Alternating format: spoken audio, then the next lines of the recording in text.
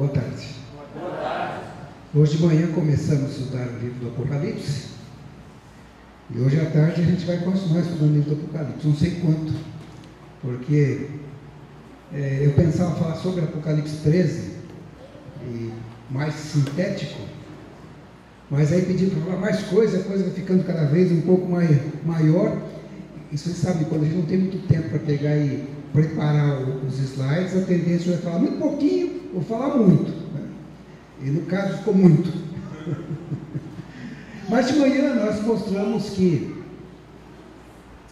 mesmo os cientistas, os homens pensantes desse planeta, acham que esse mundo não vai durar muito tempo mais. As revistas, a imprensa mostra isso.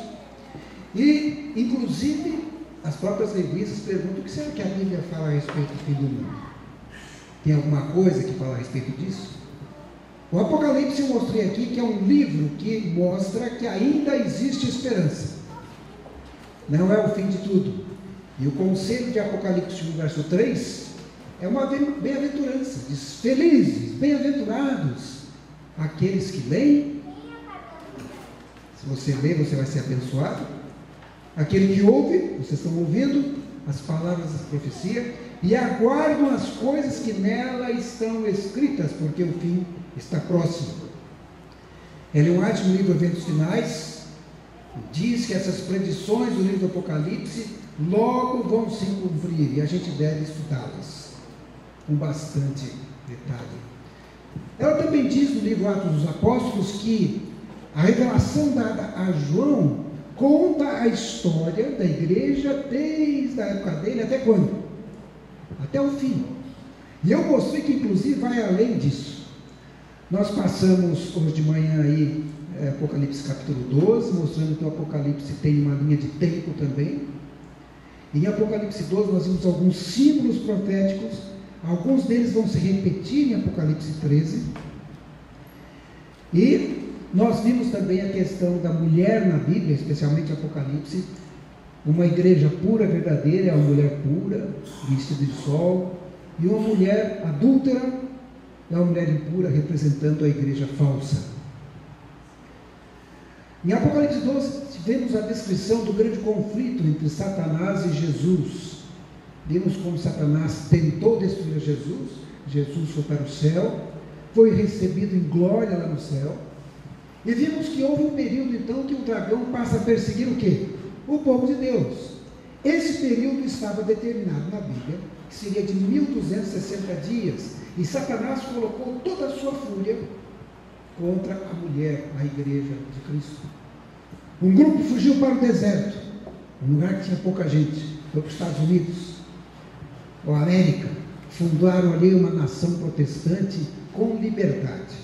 As pessoas deveriam e poderiam adorar da maneira que desejassem. Durante o tempo da história dos Estados Unidos sempre houve altos e baixos, houve momentos também que teve certas tensões, mas é o país da liberdade, ainda hoje com certas restrições. Nós vimos que outros foram para as montanhas, e essa supremacia papal havia um tempo, de acordo com a Bíblia, para terminar, 1260 anos. Mostrei que começou em 538, deveria terminar em 1798, e isso aconteceu.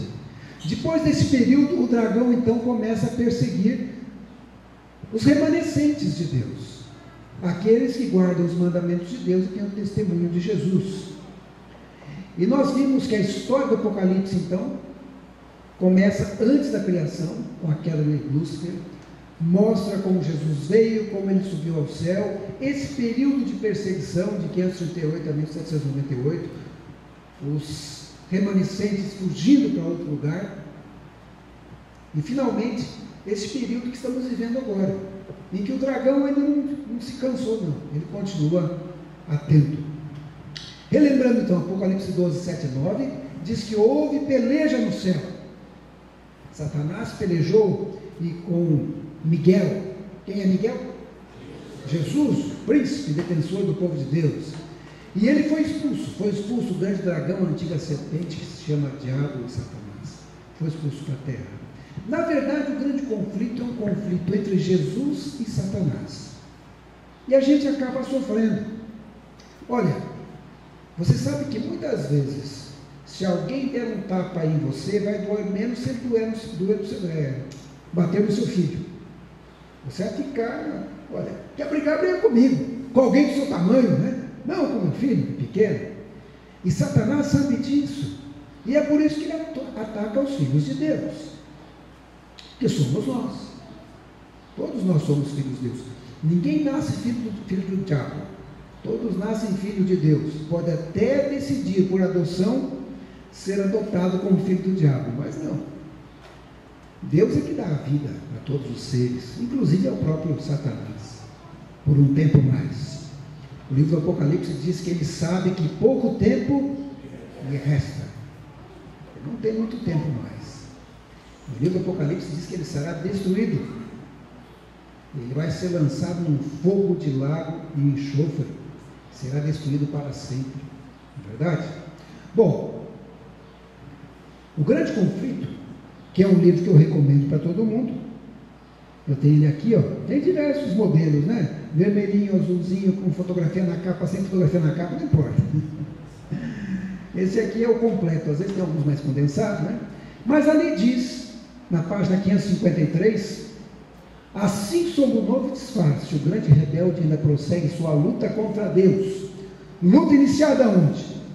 No céu, e durante quase 6.000 anos continuada aqui na terra.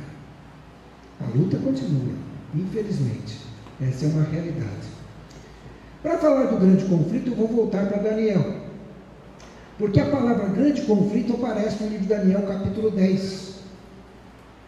Ali diz assim: no terceiro ano de Ciro, rei da Pérsia, foi revelada uma palavra a Daniel, cujo nome é Beltesazar. A palavra era verdadeira e envolvia grande conflito. Ali diz que naqueles dias, Daniel entendeu o que aconteceu, ele pranteou e passaram 3 semanas inteiras. Uma coisa interessante, irmãos, ele diz que depois dessas 3 semanas inteiras, ele viu uma pessoa. Algo interessante sobre o jejum do judeu. O judeu, ele iniciava o jejum no sábado. Se ele jejuou por 3 semanas, ele terminou o jejum num dia de sábado. E nesse dia de sábado, quem é que aparece para ele? Levantei os olhos e eis um homem vestido de linho, cujos ombros estavam cingidos de ouro puro de ufaz. Seu corpo era como berilho, seu rosto como relâmpago, seus olhos como tochas de fogo, seus braços e seus pés brilhavam com bronze polido, e a voz das suas palavras era como o estrondo de muita gente. Lembra de manhã que eu falei que o João disse que ele recebeu do Senhor a visão no dia do Senhor, que era o quê? Sábado, porque a Bíblia diz que o sábado é o dia do Senhor. Está lá em Êxodo, capítulo 20, verso 10.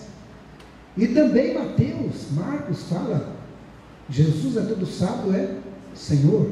Então, interessante que tanto João, no Apocalipse, quanto Daniel, recebem uma visão importante num dia de sábado. Uma coisa que o anjo diz para ele: desde o primeiro dia que aplicaste o teu coração a compreender e a humilhar-te perante Deus, foram ouvidas as tuas palavras, mas o príncipe do reino da Pérsia me resistiu por 21 dias, porém Miguel veio ajudar-me e eu obtive a vitória sobre os reis da Pérsia. Interessante isso, porque o anjo diz assim: e tornarei a pelejar contra o príncipe dos persas, e saindo eu, eis que virá o príncipe da Grécia. Por trás dos bastidores, irmãos, os anjos estão em guerra. Você não vê o que está acontecendo, mas o livro de Daniel diz que por trás de cada governante, por trás de cada líder, está um agente do mal ali. E ele tenta convencer essa pessoa a fazer o mal. Felizmente, do outro lado dessa pessoa tem o quê? Um anjo bom, que tenta convencer essa pessoa a fazer o bem e não fazer o mal. Mas o Apocalipse diz que vai chegar um momento que não vai ter mais jeito, que o anjo do bem fala assim: bom, você escolheu o anjo do mal, eu não tenho mais como ficar do seu lado, e a pessoa sai, e quando sai, aí é o caos. Vocês pensam que isso acontece só com os governantes? Não. Aconteceu, por exemplo, no dia 4 de abril de 1957, lá na cidade de Santo André. Deus chamou um anjo e falou assim: vem cá, está vendo aquele hospital ali em Santo André? O anjo falou assim: estou. Vai nascer um menino lá, vai chamar Jonathan. Desce lá e fique do lado dele, faz de tudo para trazer ele para mim. Nesse mesmo dia, Lúcifer chegou para os seus irmãos: vem cá, está vendo aquele hospital ali? Tem uma mulher que vai nascer um bebê ali, parece que vai ser menino, gruda nele, se possível acaba com ele. Felizmente esse anjo bom anda do meu lado o tempo todo. O ruim anda por aí olhando de longe, né? Eu sempre peço que o anjo não deixe nem chegar perto. Às vezes chega, porque ele é danado, sabe? Complicado. E se deixar, ele destrói mesmo. Esse grande conflito acontece na vida de cada um. Mas na liderança parece que a coisa é mais acentuada ainda, porque aqui diz que quem mandava mesmo na Grécia era um anjo mau, que enchia a cabeça lá do imperador ou do rei. Veja que coisa impressionante. E eu fico pensando, será que do lado do Obama tem um príncipe do mal? Será que do lado da Dilma Rousseff tem um príncipe do mal? E tem um príncipe do bem também lutando? A história não é diferente, irmãos. Ela continua. Lembre-se que quando Jesus veio a essa terra, Satanás chamou Jesus e falou assim: está vendo esses reinos aí, ó? Eu dou para você, porque me pertence. Você só tem que fazer o seguinte: se ajoelha e me adore. E ele faz isso para muita gente. Vocês acham que esse negócio de pacto com o diabo é conto da carochinha? Isso é uma realidade, irmãos. Infelizmente isso existe. Se você cavar fundo, você vai ver certos presidentes brasileiros que estiveram envolvidos com feitiçaria a tal ponto que a coisa estava até o pescoço, ou mais, né? É impressionante. E isso acontece ainda hoje. É uma coisa impressionante. E olha o que ele diz em Daniel 14, o anjo: agora vim fazer-te entender o que há de suceder ao teu povo nos últimos dias, porque essa visão se refere a dias ainda muito distantes. Na verdade, o anjo disse: olha, eu vou explicar para você o que vai acontecer ao seu povo, a Israel, no futuro. Vocês já pararam para pensar o porquê que um paísinho desse tamanhozinho tem tanta importância na mídia, a ponto de emissoras do mundo todo ter correspondentes lá nesse país? Por quê? Podia ser outro. A Turquia parece ser mais importante que Israel, né? A Globo tem um correspondente especial na Turquia? Não, não tem. Quem sabe um país rico, tipo a Arábia Saudita? Também não tem. Por que Israel? Por que CNN, BBC, Canal 5 da França? Tem lá o seu representante. Ali é o centro do universo, irmãos. Ou melhor, o centro do mundo. E será o centro do universo. Porque o livro do Apocalipse diz que a nova Jerusalém vai descer do céu onde? Lá. E diabo, sabendo disso, plantou uma mesquita muçulmana bem aonde ficava o templo. Até o cristão, para entrar lá, tem que fazer esse tipo muçulmano, tirar o sapato, aquele negócio todo. Eu entrei lá também, né? Me trataram muito bem, não foram mal, mas o diabo sabe disso. Ele fala: não, aqui eu mando. E um detalhe, irmãos, importante: se vocês lerem o livro do Apocalipse e de Daniel, vão ver que existem alguns eventos que vão ocorrer nos últimos dias ali. Isso impressiona. E o mundo inteiro fica de olho lá, em Israel. E os Estados Unidos, que até acreditam um pouquinho em uma outra interpretação profética, até ajuda financeiramente, põe lá alguns bilhões, né? Em Israel e outros países mais. E a coisa continua. E a descrição da história de Israel está em Daniel 11, que eu não vou ter tempo de falar isso hoje aqui, porque na verdade isso aqui era para falar a semana de oração inteira, né? Bom, isso aqui só para vocês saberem, nas profecias de Daniel 2, 7 e 8, também aparece em Daniel 11. Em Daniel 11, esse reino chamado Medo-Pérsia, ele é descrito no verso 2, e dando detalhes, inclusive, de quem seriam os reis que seguiriam. Ainda 3 reis vão estar na Pérsia, o 4º vai ser acumulado de muitas riquezas, empregará tudo contra a Grécia, mas não vai adiantar porque ele vai perder a guerra, e realmente tudo isso se cumpriu. Eu não tenho tempo para passar ponto por ponto, mas a partir de um trecho mais na frente, do ano 331, entra a Grécia como império mundial, que também outras profecias de Daniel também predisseram. E então Daniel 11, 3 a 15 se refere à Grécia, inclusive dizendo a época que o imperador principal, que é Alexandre o Grande, ele iria morrer, e outros 4 generais iriam assumir. Desses generais, 2 se destacariam, um mais ao norte, outro mais ao sul, e ali é chamado de rei do norte e rei do sul, dentro do Império Grego. E eles começam a guerrear entre si. Rei do norte, porque ficava ao norte de Israel, rei do sul, ficava ao sul de Israel. Durante esse período que o anjo falou, ainda vai vir o príncipe da Grécia, e eu vou ter que lutar com ele também. Que situação, né?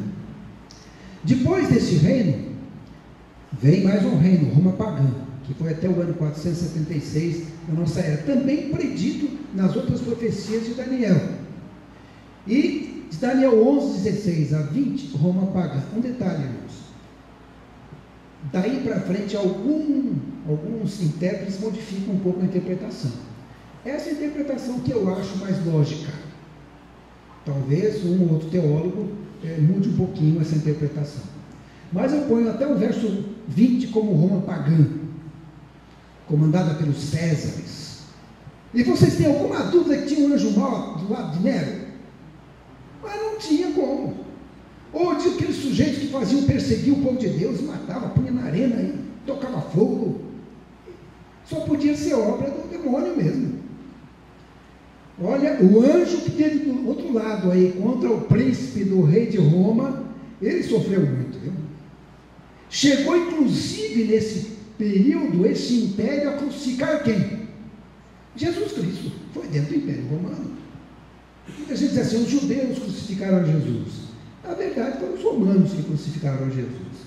Os judeus apenas entregaram. Mas com o pé da letra eu posso dizer que eu crucifiquei a Jesus com os meus pecados. Ele morreu também por mim. Bom, e o que vem depois desse período? Israel continuou lá, né? Vem Roma papal. Olha o que diz o verso 21. Depois se levantará em seu lugar um homem vil, a qual não tinham dado dignidade real, mas ele virá caladamente e tomará o reino com intrigas. Na verdade, o Papa não era rei. Ele se tornou o líder político de Roma, porque lá o imperador romano foi para Constantinopla e o nomeou como rei. Quando fala assim, homem vil, não fique muito assustado, não. Porque na verdade a Bíblia em Daniel 11 diz assim, os entendidos, os sábios, são aqueles que estão do lado de Deus. Os que estão contra Deus são os vis, né? Os que não são entendidos, os que não são sábios. É um jeito de falar. Mas, na verdade, diz aqui, depois de levantar em seu lugar um homem vil, o Papa medieval, a qual não tinha dado dignidade real. E ele veio. E nós temos a partir de então o Vaticano, ao norte, e ao sul os árabes, os muçulmanos, que foram terrivelmente perseguidos pela Igreja Católica através das cruzadas. Por isso que até hoje os muçulmanos odeiam os cristãos. Milhares de muçulmanos foram mortos pelos cruzados, a mando do papado naquela época. Foram várias cruzadas. Teve uma cruzada até que é tão terrível, a cruzada do leite. Sabe o que o Papa teve a coragem de fazer naquela época? Ele disse, olha, nós não estamos vencendo as guerras porque nós somos impuros. Então temos que enviar crianças, uma criança pura. Então pegaram alguns milhares de crianças e enviaram para as cruzadas, crianças de até 10, 12 anos. O que vocês acham que aconteceram com essas crianças? Morreram, foram estupradas, foram violentadas, se tornaram escravas. Uma vergonha. Está na história. Chama-se a Cruzada do Leite. Por causa das crianças que foram para a guerra. Bom, eu não vou passar tudo aqui, mas o Vaticano é um país muito pequenininho. Na verdade, é o menor estado independente do mundo, encravado na zona norte de Roma, tendo apenas 108 acres de extensão. E que, curiosamente, a Igreja Adventista em Roma fica, acho que, um quarteirão ou dois do Vaticano. É assim, muito próximo. Mas é um estado independente, é um país. Fica dentro da Itália, Roma. Não foi sempre. Houve um período que eles perderam essa hegemonia em 1798, quando o Papa foi preso por Napoleão e acabou com isso. Voltou de novo, nós vamos ver depois. Um detalhe, nós vimos aí que Daniel fala também desse período que eles dominariam, um período de tempos e metade de um tempo, ou 1 ano, 2 anos e metade de um ano, 3 anos e meio, ou 1260 anos. No ano 538, o bispo de Roma se tornou Papa, e depois de 1260 anos, ou no ano 798, tinha que deixar o poder. E é impressionante como a Bíblia precisa com datas, e realmente se cumpriu. Napoleão Bonaparte, através do seu general Berthier, levou o Papa preso. A revista Isto É, porque isso é história, em 2004, pôs uma reportagem sobre esse assunto, e ela escreveu assim: quando as tropas de Napoleão Bonaparte invadiram os estados pontifícios em 1798, o Papa foi preso em Siena e terminou seus dias na prisão. Porque isso é história. E dava a impressão que ali não ia melhorar. Nunca mais ia ter o Vaticano. Se você começar a estudar a história, parece que a coisa foi indo cada vez mais para baixo. Parece que o Vaticano não conseguia se levantar mais. Havia Papa, mas não tinha mais o Vaticano. Aquele setor pertencia à Itália, não mais pertencia ao Vaticano. O Papa não tinha mais o poder político, apenas o poder religioso, e assim mesmo o poder tolhido. E a coisa foi assim por muito tempo. A pessoa fala assim, isso está no livro de Mervyn Maxwell, As Profecias de Apocalipse, a Luz Nova Era, do Casa Explicadora. Ele diz: nenhum Papa pretendeu colocar-se acima de Deus, mas quando pretenderam assumir o direito de matar as pessoas que Deus amava, modificar os 10 mandamentos que Deus otorgou, é como se estivesse se tornando acima de Deus. Permita passar isso aqui só para refrescar a cabeça de vocês. Foi extraído de uma biblioteca chamada Prompta Biblioteca.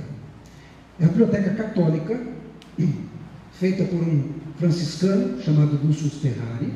Foi professor da sua ordem, consultor do Santo Ofício. E a Enciclopédia Católica diz que essa enciclopédia é canônica, jurídica, moral, teológica, rubicista e histórica. Uma confiável enciclopédia do conhecimento religioso. Se é uma enciclopédia confiável, olha o que ela diz a respeito do Papa. O Papa é de tão grande dignidade, tão exaltado, que não é um mero homem, mas é como se fosse Deus e o vicário de Deus. Isso é o que a Biblioteca Católica diz. O que mais que diz ali? O Papa é chamado de Santíssimo, porque presumivelmente ele o é, por direito. Somente o Papa é merecidamente chamado pelo nome de Santíssimo, porque somente ele é o vicário de Cristo, que é a origem e fonte de toda a santidade. O Papa é coroado com a coroa tríplice, de rei do céu, da terra e das regiões inferiores. Ou seja, ele é rei do céu, da terra e do inferno. Não nos três. Que coisa impressionante. Ele diz que se os anjos bons errassem, se fosse possível, ia ser julgado e excomungado por quem? Pelo Papa. E aí você olha, aí está o Papa coroado com a coroa tríplice. Ah, tem um botãozinho aqui, está vendo a coroa tríplice? Ela tem 3 estágios. Aqui está o João 23, né? Aqui está um outro Papa. Quando você olha a coroa tríplice, o Bento XVI, ele não foi, coroado com a coroa, mas no brasão dele tem a coroa. Então, a coroa tríplice. Isso quer dizer que ele também manda no céu, na terra e no inferno, né? E possivelmente o atual também passa pelo mesmo processo. Aqui nós temos Pio X com a coroa e algumas coroas, que cada papa manda fazer a sua. Algumas são assim mais sofisticadas, com várias pedras preciosas. Essa mais simples foi do João Paulo II, tá vendo? É bem simples. Mas vocês vão ver também que tem os 3 estágios, ou seja, também mandava no céu, na terra e nas regiões inferiores, de acordo com a biblioteca. Diz também que na biblioteca pronta, o Papa é como se fosse Deus na terra, o único soberano dos fiéis a Cristo, o maior rei dos reis, tendo plenitude de poder. Bom, uma coisa que eu falei para vocês de manhã, o verso 38 e 39 diz que esse poder ia honrar o Deus das fortalezas, um Deus que seus pais não conheceram. Honrará com ouro, com prata, com pedras preciosas e coisas agradáveis. Com o auxílio de um Deus minúsculo, estranho, agirá contra as poderosas fortalezas e aos que o reconhecerem, multiplicar-lhes a honra, falosar sobre muitos, lhes repartirá a terra por prêmio. Foi o que o Vaticano fez durante longa parte da Idade Média, né?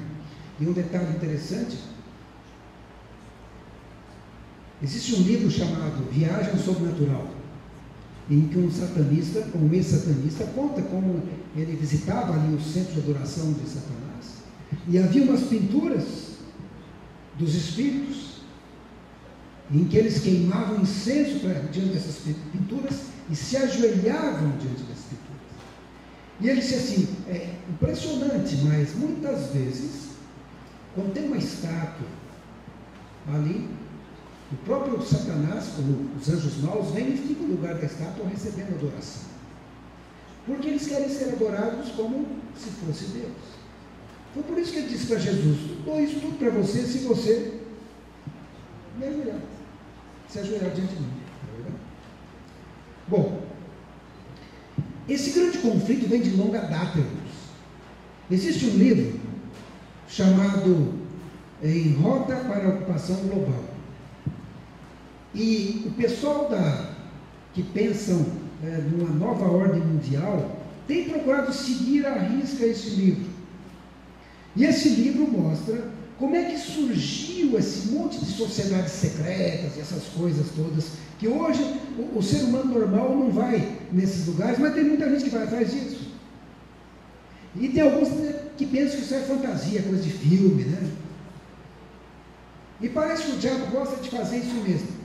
Se você entrar, por exemplo, num site onde tem assim, um monte de filme para você assistir, e se você for assim, por exemplo, em séries de televisão, a maioria fala ou de espiritismo, ou fala de vampirismo, ou fala de satanismo, todas essas coisas de ismo, feitiçaria, tem feitiçaria light, tipo assim, para jovem, né? Sabrina, bruxinha Sabrina, coisa parecida, né? Ou então Harry Potter, é para criança, jovem, né? Até feitiçaria mais pesada, você pode escrever qualquer uma. Mas a Bíblia em Deuteronômio diz que a feiticeira deveria acontecer o que com ela? Morrer! Porque feitiçaria é do diabo. E hoje está cheio por aí. E eles misturam, deram os filmes religiosos, a feitiçaria também lá pelo meio, lá, né? Misturam. Pega um ateu, por exemplo, faz um filme agora com a história de Moisés, um sujeito ateu. Como é que um ateu vai escrever sobre Moisés? Vocês nem acreditam na história, né? Outro faz sobre o dilúvio. Esse é um filme bíblico sobre o dilúvio. Nossa! Que engano! Ele vai ser enganado, né? Quem escreveu não conhecia nada, ou então foi inspirado pelo próprio demônio. Para quem gosta de entrar aí na internet, vai no YouTube e procura uma série chamada A Chegada. Tem 35 capítulos de mais ou menos 10 minutos cada um. E mostra como é que esses filmes têm sido inspirados pelo diabo. Praticamente muitos deles. São poucos os que se salvam, né? Mas veja, as antigas religiões de mistério surgiram lá em Babilônia, no Egito, na Índia, na Pérsia, na Grécia. Eram formas de panteísmo. Você adorava, ou eles adoravam, o sol, a lua, as estrelas, as árvores, as coisas. Né? A Índia até hoje adora a vaca, adora a árvore, adora elefante, né? Adora a serpente. No Egito, mantinha até assim na frente do faraó uma serpente. Era motivo de adoração deles. Eles tinham esses monumentos, como a Torre de Babel, era mais ou menos nesse estilo, provavelmente, para adoração dessas formas. Você vai olhar que os egípcios, por exemplo, tem aqui na fronte o abutre, o deus da morte, e a serpente. A serpente, o Apocalipse diz muito bem quem é. Quem é a serpente? O diabo, Satanás. Esse era um tipo de adoração que tinha no Egito. E sabe, irmãos, muitas dessas adorações vieram para o dia de hoje. Esse livro aqui, que foi escrito por um maçônico, ele mesmo diz que essas formas de panteísmo, de adoração, vieram para dentro da maçonaria. Eles beberam dessa fonte. Dentro dessas antigas religiões de mistérios, você encontrava ainda bruxaria, feitiçaria, adivinhos, espiritismo, e a maioria das práticas ocultas, religiões orientais, como hinduísmo, budismo, sintoísmo. Isso aqui, irmãos, eu estou falando, mas está tudo nesse livro aqui, ó, que mostra como tudo tem se dirigido para um lugar só. Essas antigas religiões de mistério, elas foram mudando de nome. Algumas permaneceram, outras não, mas veio o cabalismo. O cabalismo foi um jeito que eles juntaram para colocar dentro de Israel, e o povo de Israel misturar com as coisas de Deus. E aí você tinha um israelita que acreditava na cabala, acreditava nas coisas do demônio. Depois veio o gnosticismo inverteu tudo. Eles acreditavam que o Deus, o Pai, teve 2 filhos. O nome de um, é interessante o nome dele, Satanael. Aí ele brigou com o irmão dele, sabe? Brigou com o pai, com aquele negócio todo, foi muito injustiçado, e ele foi expulso aqui para a terra. Você já sabe quem é Satanael, né? Mas Satanael foi injustiçado, ele era bom, porque o Criador abandonou esse planeta e foi embora. E quem defende esse planeta é Satanael. Ele que é o bonzinho. Quem que é o Satanael? É o próprio Satanás. E é assim que os gnósticos, eu estou contando aqui rapidamente, mas se você digitar lá na internet, gnosticismo, vai estar lá a história bonitinha. Hoje está fácil pesquisar, não está fácil? É só querer. Né? Depois vieram os cavaleiros templários. Quem foi esse grupo? Foi aquele pessoal das cruzadas que vinham em Israel, foram enriquecendo, porque nas guerras eles ganharam muito dinheiro. Fundaram os grandes bancos da Europa, tiveram muitas propriedades. Os reis ficaram assim, o rei da França especialmente ficou um pouco com o pé atrás, ficou atacando poderoso, o Papa também ficou, e ele fez um acordo com o Papa e acabaram matando boa parte desse templário. Eles continuaram ainda pertencendo a um lugar chamado Rosa Cruz, uma outra sociedade secreta, talvez não tão secreta, algumas são discretas. Você passa em frente desses prédios, porque o Brasil é livre, está lá o prédio lá, Ordem Rosa Cruz.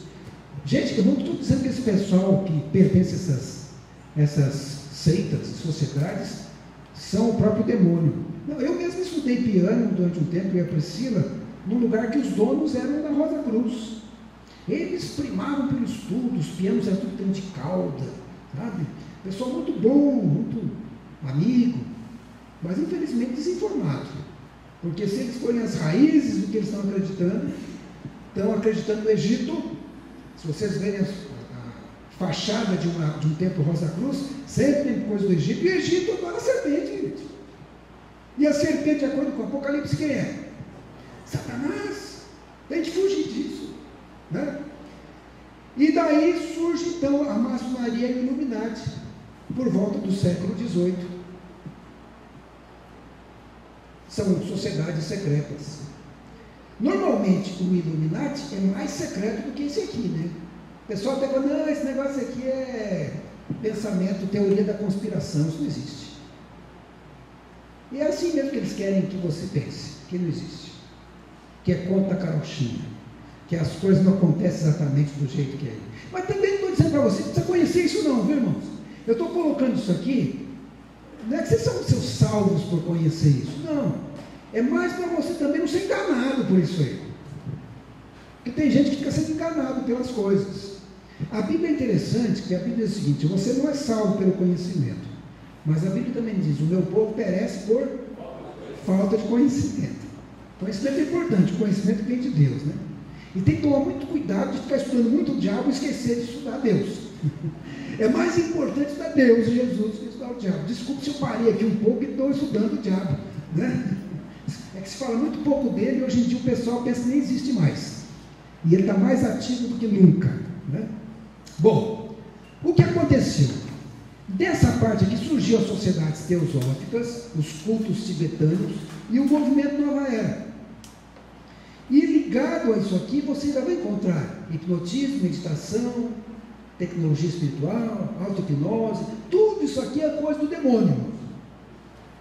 O demônio quer pegar e dominar a sua mente através do hipnotismo. Se você se entrega à mente para ser hipnotizado, você está dando a sua mente para ele. Muitas vezes, irmãos, quando vem um pensamento ruim na minha cabeça, e porque vem, eu não sei se vocês conseguem dominar, de vez em quando vem. E às vezes fala: senhor, quem está falando isso? É o diabo? Senhor, eu não dou autorização para ele colocar isso na minha cabeça. Senhor, por favor, tire ele daqui, tire isso da minha cabeça. E às vezes eu falo até mais alto, para ele escutar, porque às vezes não escuta, né? Se eu só penso que não escuta: Senhor, quero dizer mais uma vez que aceito o Senhor como meu salvador pessoal, por favor, perdoe os meus pecados, tire isso da minha cabeça. Não quero ficar pensando nisso. É uma batalha constante. É a guerra do bem contra o mal. E do lado de cá, irmãos, do lado de cá você tem o marxismo. O marxismo fala assim: ó, religião não presta, todo mundo vai ser ateu. Nunca deu certo, nem lá na Rússia. O pessoal continua ainda, né? As sociedades secretas políticas, americanas e europeias, a elite bancária internacional e até o Concílio Mundial das Igrejas. Também ligado a esse movimento Nova Era, querendo uma nova ordem mundial. E por incrível que pareça, ainda você tem ainda, abaixo do cabalismo e da Babilônia, sociedades que se desenvolveram ali na região do islamismo. São sociedades secretas que ali tem os ismaílis, carmatitas, fatimitas, drussos e assassinos. Os assassinos influenciaram grandemente a maçonaria e também os jesuítas, que foi outra ordem secreta que surgiu da ligação dessas duas aqui, dentro da Igreja Católica. Uma coisa interessante, que está em Deuteronômio 18, 10 e 11, olha o que diz lá: não permitam que se ache entre vocês alguém que queime em sacrifício seu filho ou sua filha, que pratique o quê? Adivinhação, se dedique ao quê? A magia, faça presságios, pratique o quê? Feitiçaria, faça encantamentos, que seja médium, consulte os espíritos ou consulte os mortos. É Deus que fala isso. Isso não pode ter no povo de Deus. O livro do Apocalipse, quando você vai lá para o finalzinho dele, no capítulo 22, diz o seguinte, 22, verso 15 de Apocalipse: fora do céu ficam os cães, os feiticeiros, aqui. No céu não vai ter feiticeiro, não. Feiticeiro está ligado com o diabo. E não deixa fazer feitiçaria na sua casa também, não. Às vezes a gente deixa, né? Está na televisão, está fazendo lá, você está deixando fazer. Né? Muda de canal. Fala umas palavras que você não entende. Exatamente. Pensa que é só uma online. O idioma dele ali, na verdade, exatamente. Olha o que diz aqui Ellen White no livro Testemunhos para Ministros, páginas 117 e 118. Ao nos aproximarmos do fim do tempo, quando é esse tempo? Hoje. Haverá maiores e sempre maiores demonstrações externas do poder pagão. Deuses pagãos revelarão o seu assinalado poder, se exibirão diante das cidades do mundo. Esse plano já começa a cumprir-se. Todos carecem de sabedoria para pesquisar cuidadosamente o mistério da iniquidade que aparece tanto na finalização da história da Terra. Deixa eu falar um pouco, eu misturei um pouco os slides aí, eu não sei se está numa ordem lógica. Eu deletei depois um pouco, então me desculpe se a coisa vai para um lado ou para o outro aqui. Mas, dentro da maçonaria, diz um maçônico de expressão chamado Maqui, ele diz assim, que o primeiro maçom foi Tubal-Caim. Obviamente, talvez na ideologia, né? Seu pai foi Lameque, que foi um assassino, desde que fundador legal. O outro é chamado fundador da maçonaria, é Nimrod. Esse foi o fundador de Babilônia, construiu a Torre de Babel e ficou contra Deus. São bons fundadores, né? Isso é coisa impressionante. Uma coisa que está no livro História de Inglês, ou da Teocracia Oculta, ela diz assim: existe considerável semelhança entre os graus maçônicos e os graus jesuíticos. E os jesuítas também pisam o sapato e mostram o joelho, porque Inácio de Loyola assim se apresentou a Roma e pediu confirmação da ordem. Porque eles surgiram juntos, mais ou menos na mesma época. Então existe semelhança. Normalmente você vê os jesuítas, o jesuíta tem um papa, você fala assim, o papa é jesuíta. Não. Existe um papa, chefe dele, sempre existiu, que é chamado de general, também chamado de Papa Negro. Aqui você tem alguns desses generais ou dos papas negros. Eles sempre estão do lado do Papa, porque eles influenciam o Papa branco. Eles não são o de branco. De branco é o Papa que aparece para o povo.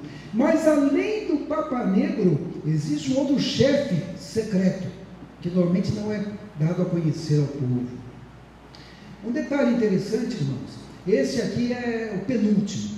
Eu não tenho o último aqui, porque eu também sem acesso à internet, mas você consegue descobrir. Se você entrar na internet por lá, Black Pope ou Papa Negro, vai aparecer a fotografia do atual também, com certeza.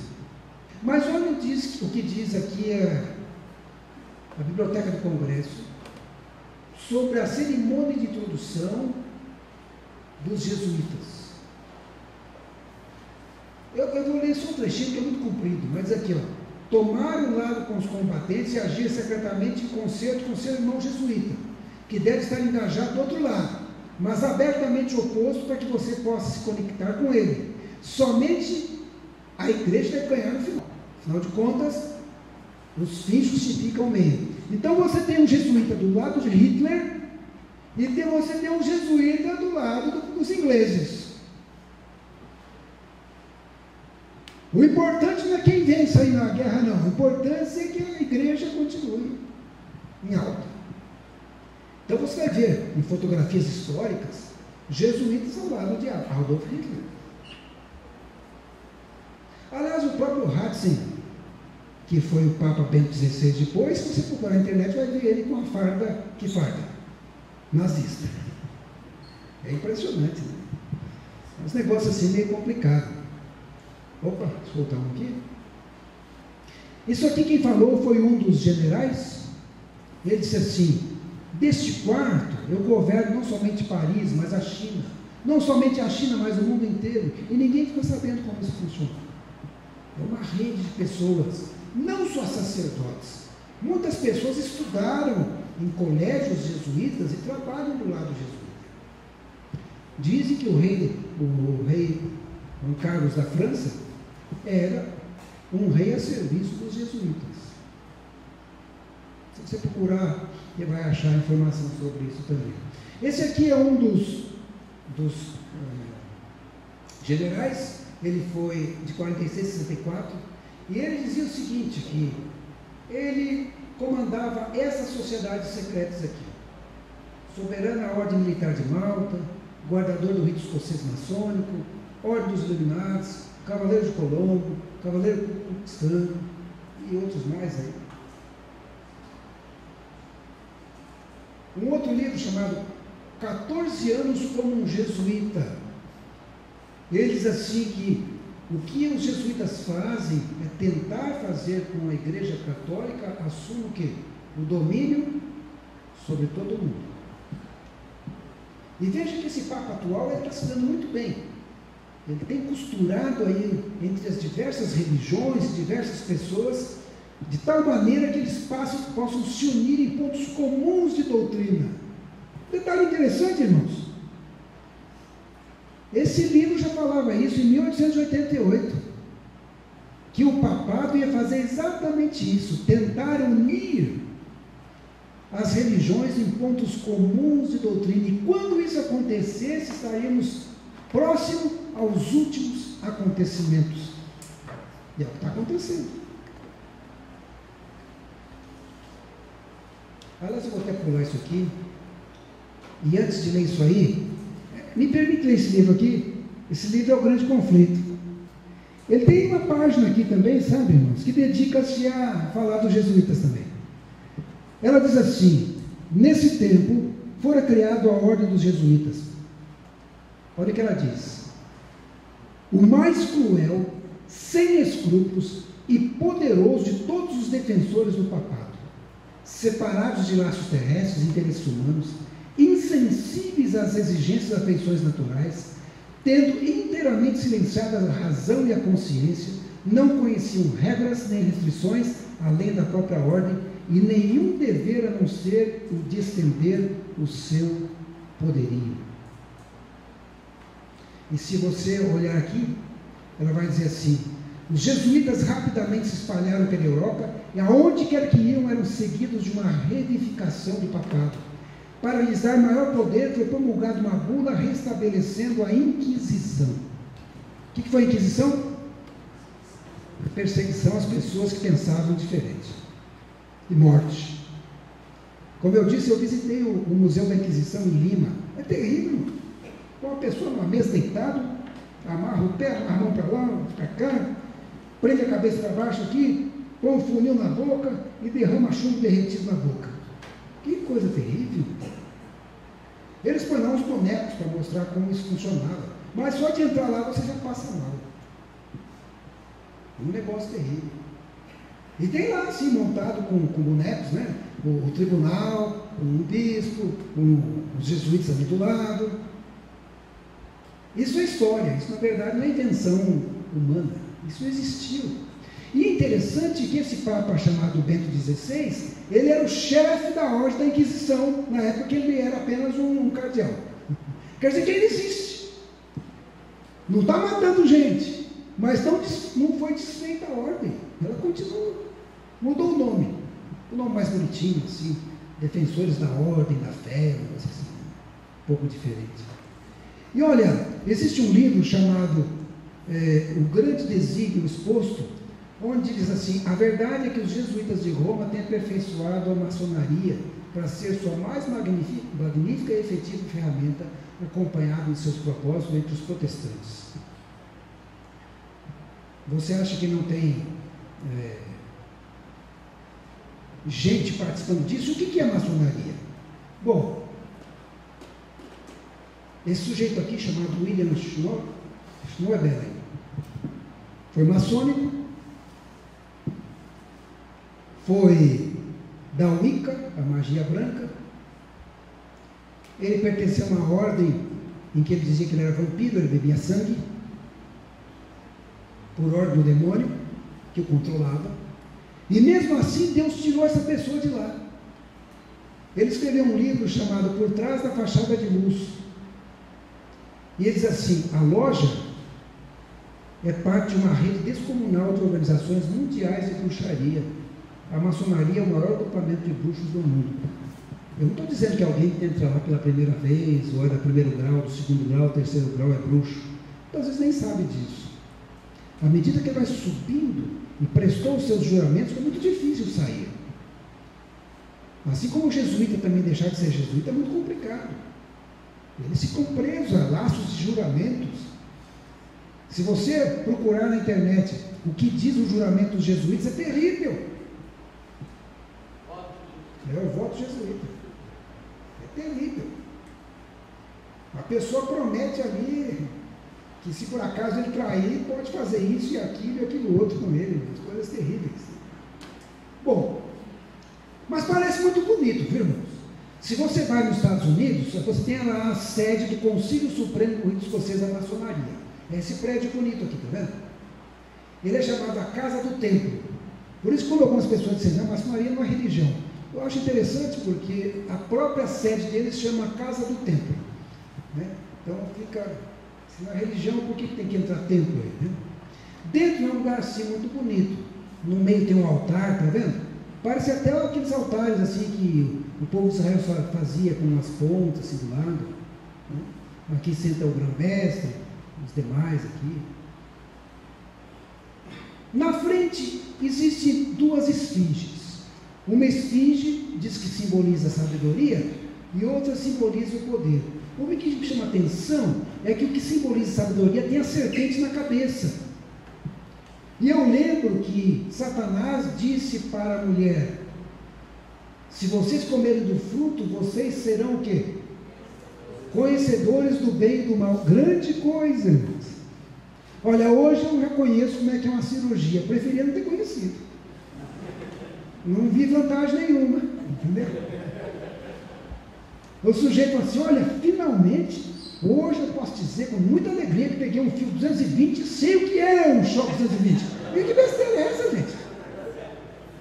Conhecer coisa ruim não é vantagem nenhuma. E ele passou isso para ela como se fosse uma vantagem maravilhosa. Você vai conhecer o bem e o mal. Grande vantajão, né? Conhecer como é bom passar fome, conhecer como é bom sentir dor, né? Conhecer como é bom difícil pegar e fazer um campo produzir. Olha, só teve maldições, mas ele passou por uma coisa muito boa. E sabe, muitas vezes essa sociedade secreta fala assim: se vocês virem para cá, vocês vão ficar iluminados, vocês vão conhecer coisas novas. Olha, tem coisa lá que é bom não conhecer não, sabe? Aliás, quase tudo é bom não conhecer. A outra esfinge, ela tem no pescoço o quê? Olha a serpente aí de novo, e um símbolo egípcio aqui, né? Simboliza o poder. E eu me lembro que o diabo disse para Jesus: dar-te-ei toda essa autoridade e glória desses reinos, porque ela me foi entregue e dou a quem quiser. Ou seja, eu dou poder para você. E é por isso que o povo se une para isso. Atrás de quê? Da pretensa sabedoria e do pretenso poder. Eu tenho mais poder, eu sei coisas que vocês não sabem. Vocês são os Goia. Vocês são aqueles que não sabem o que está acontecendo. Mas eles não sabem. Muita coisa os adventistas sabem. Que existe uma luta espiritual aí por trás. Bom, Albert Pike, que é o Platão aí da maçonaria, um dos fundadores, no livro que eles têm como um dos livros principais, ele diz que a maçonaria é como se fosse realmente uma religião de mistérios, hermeticismo, alquimia, etc. E tal. Outra coisa que eles dizem é que o homem, na verdade, é um Deus de informação. Ou seja, colocaram o humanismo. Né? Outro escritor maçônico diz assim: permaneça e saiba que eu sou Deus. O reconhecimento final de tudo em nós, a unidade do eu com o cosmos, a percepção da divindade do eu.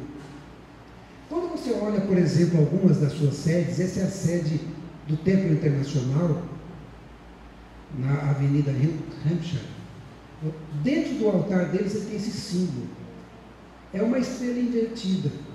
Eu achei, a estrela invertida é simbolicamente sabida que simboliza o satanismo. E é impressionante quando você vê um filme como o Mágico de Oz e atrás da menininha tem uma estrela invertida. Por que puseram a estrela invertida? Quem fez aquilo lá sabia o que fez. No programa de fim de ano da Fátima Bernardes,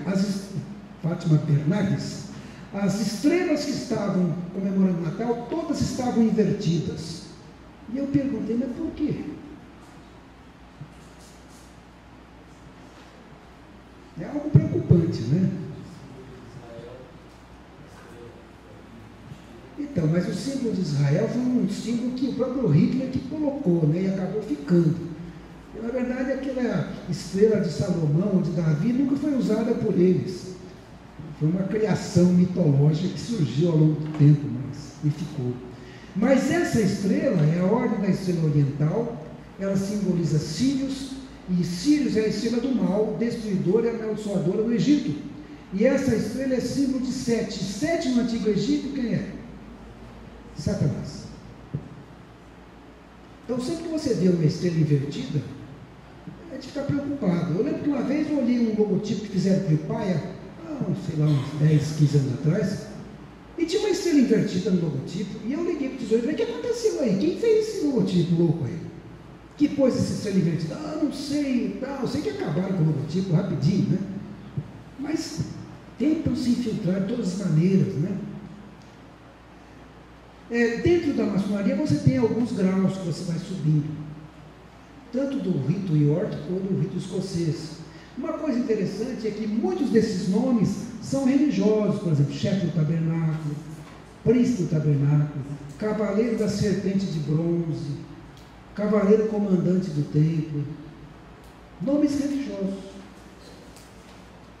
Agora, Ellen White, no livro Testemunhos para a Igreja, ela diz assim: um poder de baixo está operando para desenvolver as últimas grandes cenas do drama. Satanás apresentando-se como Cristo, operando com todo o engano da injustiça naqueles que estão unindo-se em quê? Sociedades secretas. Fuge disso aí. Tem outro texto que eu não pus aí, está em Testemunhos Seletos. Ela diz assim: não nos devemos associar a sociedades secretas, nem a uniões trabalhistas.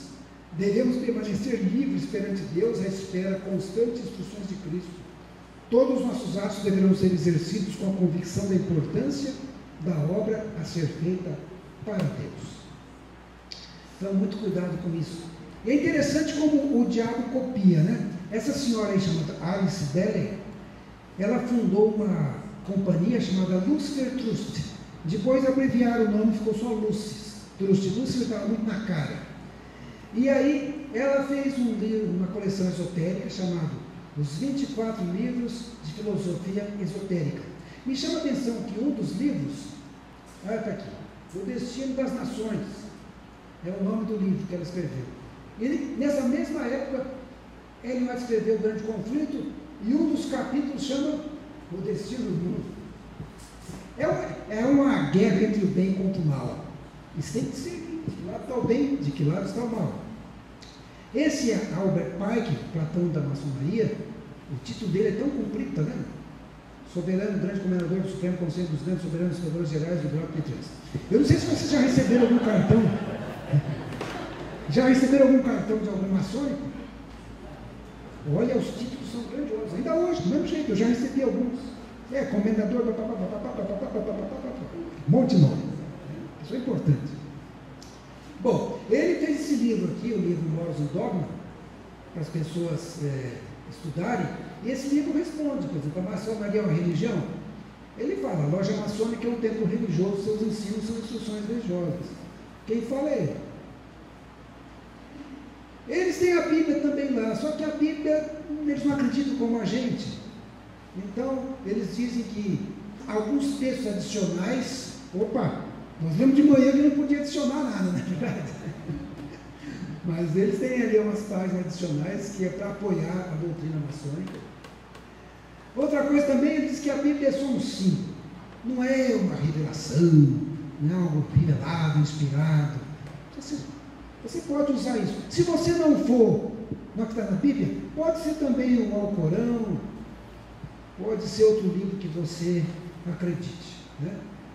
Eles dizem, esse simbolismo dos 3 graus da maçonaria, não há nada de sagrado ou santo no mero livro, é só papel ordinário.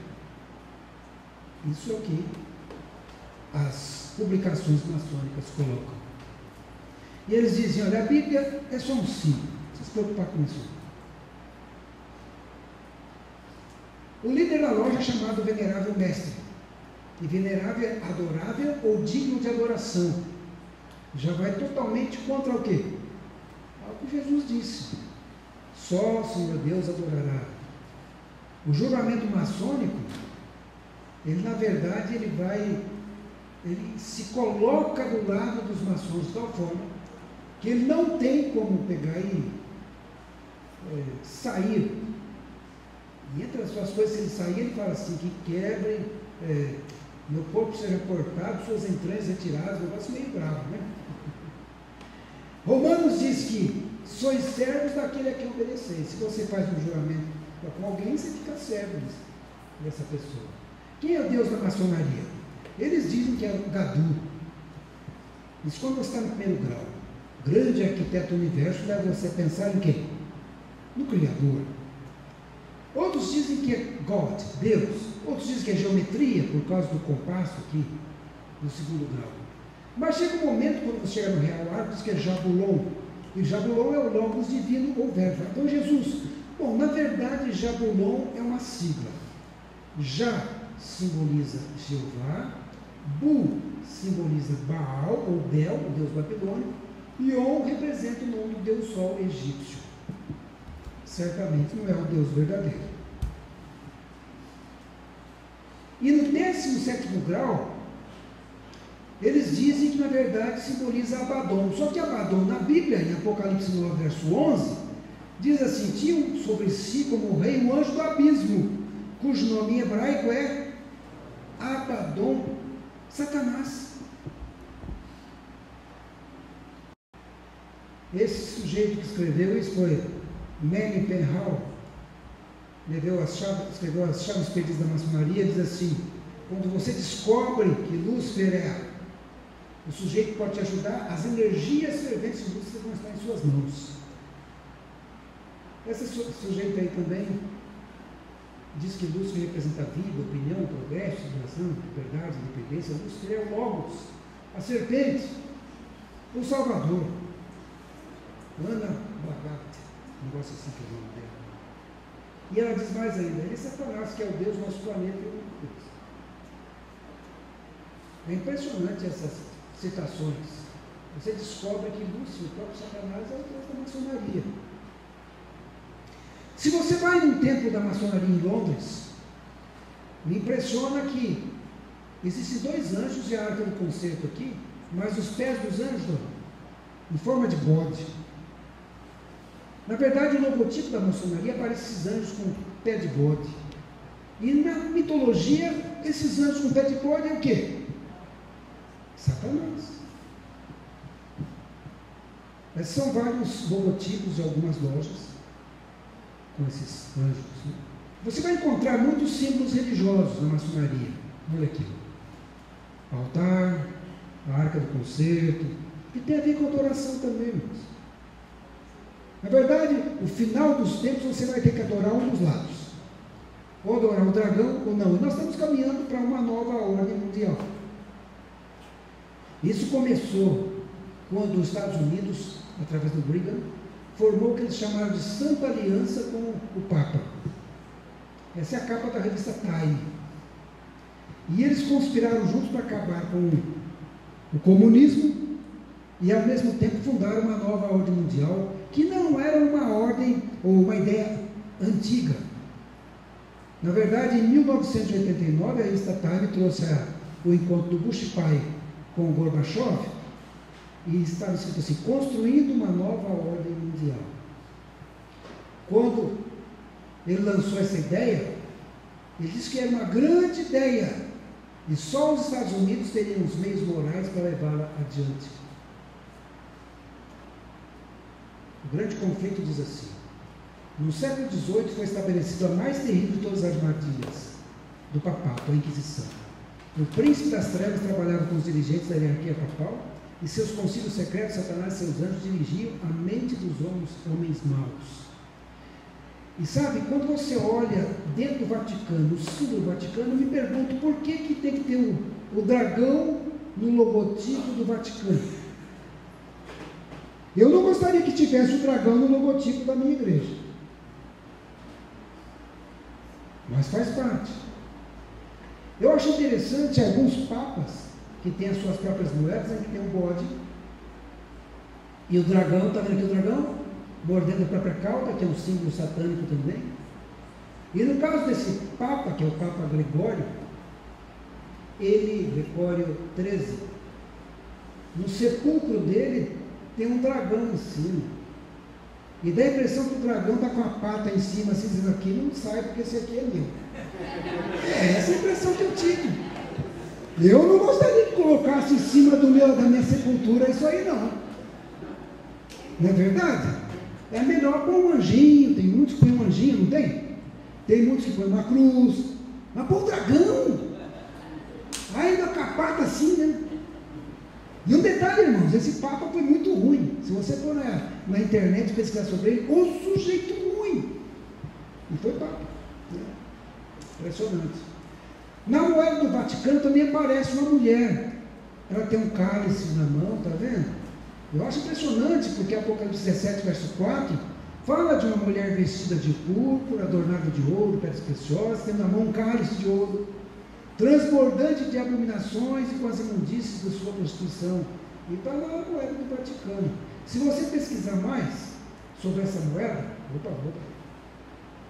Albert Marquis, que é o 23º grau da maçonaria, diz que essa, na verdade, essa deusa era Fides. Na verdade, na moeda do Vaticano está escrito Fides.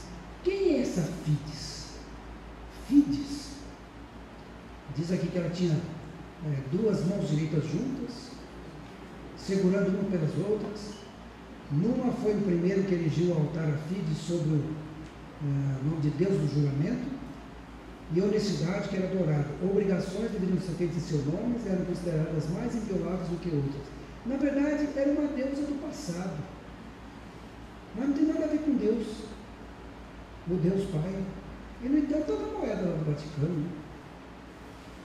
No mínimo é estranho, né? No mínimo é estranho. Bom, nossa, eu falei demais, eu nem sei se continuo falando, né?